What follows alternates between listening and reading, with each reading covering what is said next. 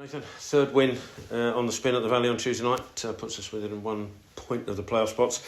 If the mood in the camp wasn't good before, it must be sky high now. No, look, they're in good confidence, and it's a good group anyway. You know, it's a happy, hard-working group that gets on and things. So it's not too much difference in terms of the atmosphere, but obviously you can tell by the way they're playing and the way that they're working that confidence is in a good place. And we've had an excellent 2 months, only 2 league defeats in 12 and 1 in the last 10, 7 clean sheets in that period, which 2 more than the whole of last season. Obviously momentum is with us.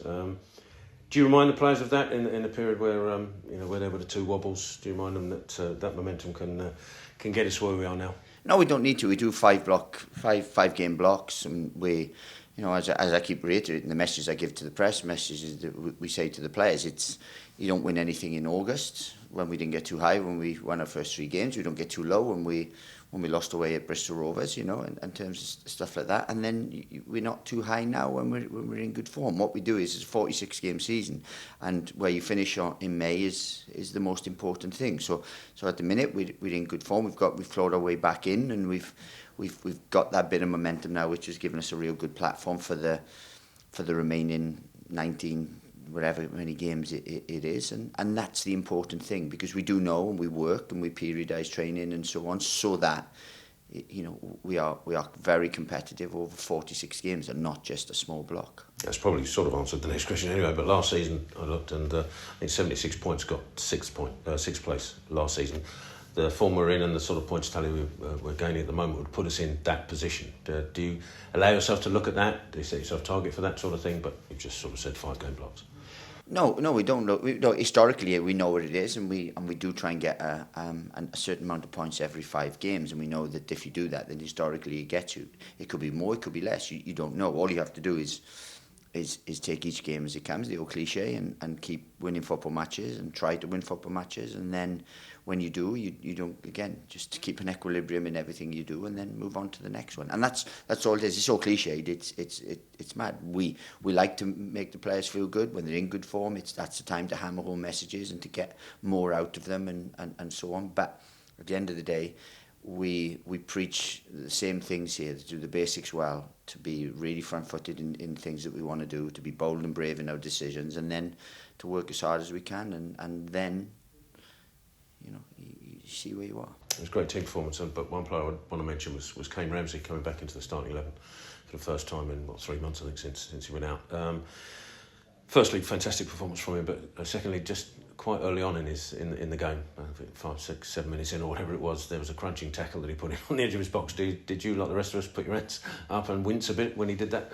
Well, look, it's the best test for the knee he needed. Not that he needed a test on his knee, because physically he's fine, but the psychological boost I would have given him would have been fantastic. And once again, he was part of we've got good units here, and we've kept a lot of clean sheets, and that's not because the goalkeeper's brilliant, and it's not because we've got one good centre half for them. The unit, all our units work hard to keep clean sheets, and Kane was part of that the other day. It's good to have the option to play him, to have him back and to have that option. But then obviously we've got Tenai coming back in, the competition we have in those places with Reg and Alex Mitchell and stuff. It shows the squad's in a good place, but this is how we recruit, because we wanted that. We've missed Kane, not necessarily just for the 90 minutes he gives us, but for the options and stuff, to do certain stuff around that. So we're delighted he's back, but we've got to take every game as it comes. Obviously, we're getting close to the end of the transfer window, so I've got to ask if there's any news you can give us. But also, mentioning Kane, you mentioned Tenai coming back as well, and Lloyd signing the new contract. It must feel almost like 3 new signings anyway. Well, it's not so much new signings, but it just shows. Look, we did a lot of work in the window last year, and if you do good recruitment and get it done early, sort of last year, then what you're doing now is tweaking, and we want to add quality. We categorically want to add more quality to our squad in this window, and that, with the strength of squad we got, sometimes becomes a little bit more difficult, because there's a lot of names, there's a lot of people out there. Will they significantly improve us? That's the question. If they don't, then we don't sign them, because I don't need bodies. I've got bodies, and I've got a fantastic academy where I can promote and demand from them. So that's the challenge. But I do genuinely believe that we'll have at least one possibly 2 in by the end of the window, which is only sort of 4 days' time.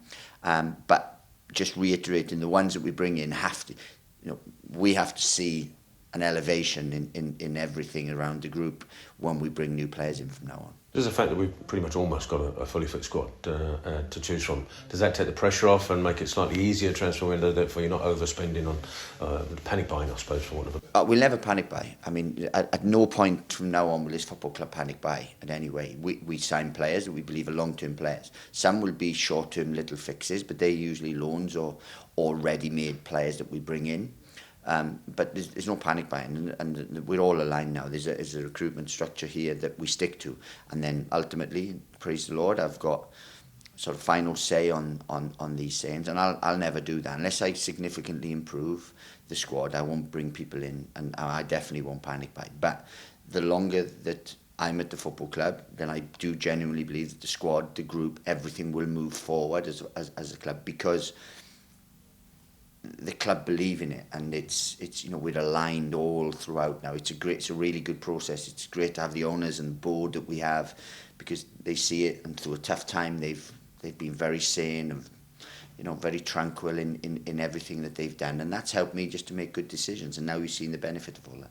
And just speaking of injuries, you mentioned Tony Watson is close, but how's Gassan recovering from his foot injury? Yeah, he's back. He just had ironically, Tyrese Campbell injured him in a warm-up. Gassan, to be fair, can't find contact in a phone box, to be fair to him. But he did that, and that was Tyrese. So now he's back in full training, so he's available for the weekend. We've got Blackpool away next, who after a bit of a wobble have just secured back-to-back victories. What are you expecting from Steve Bruce's side on Saturday? Well, as we saw in the first game, a real tough test. Obviously Steve's fantastically experienced, a really good guy, a friend of mine, Steve, and he's done a fantastic job there. They're very dangerous. The front four are really dangerous. So as we saw in the first game, we've got to be the best version of ourselves, but obviously we go there in good form and with threats and with a desire to win a football game. Always tough, whatever team I've taken to Blackpool, it's never been an easy game, and Saturday will be no different. And you'll have up to about 1,000 at least at the moment, could be more by the time you get to Saturday. Making a long trip up to Blackpool, good voice at the Valley on Saturday as well, but they'll be thinking of the home game against Blackpool and wanting a bit of a retribution. Well, not half as much as me, trust me on that, and stuff. But hopefully, if the weather's good, they can have a ride on the old Pepsi, and we can have a good weekend. But look, we're going up there to do a job. It's a tough game, and it's one against rivals. So we have to be the best version of ourselves, and that's the only thing I'm concerned about.